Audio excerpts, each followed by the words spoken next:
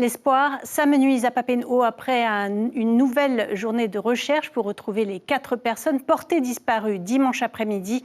Les équipes spécialisées ont travaillé sans relâche, soutenues par l'hélicoptère Dauphin, des drones et un bâtiment de la Marine nationale.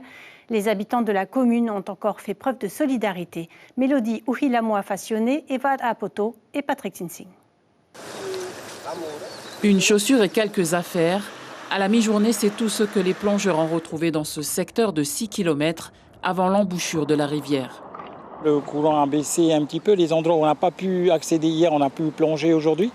Donc, mais l'eau, elle est un peu sale. Il y a des travaux dans la rivière, donc on ne voit pas très bien le fond. La boue, on a beaucoup de boue.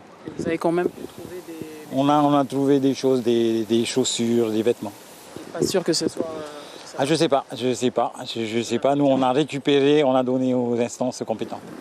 Un peu plus haut dans les airs, les drones de la brigade de gendarmerie des transports aériens survolent les zones difficiles d'accès.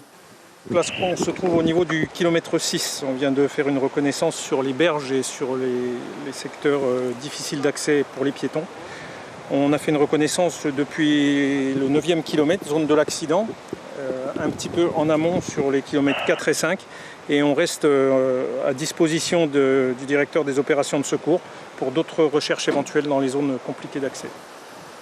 Aujourd'hui encore, les habitants de Papenhaut et des communes voisines sont venus en nombre participer aux battues dans la rivière et aux alentours.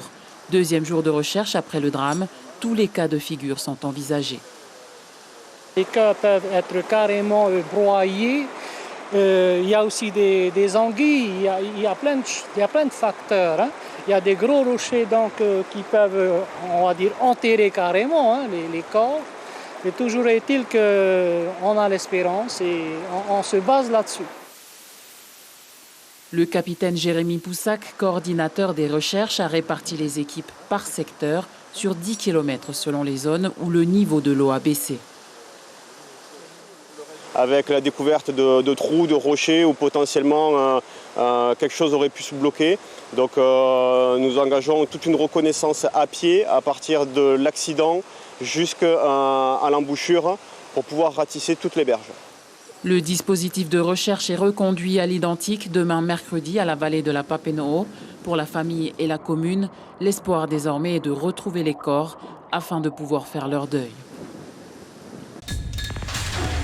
L'information en continu sur Polynésie la première, Internet et réseaux sociaux.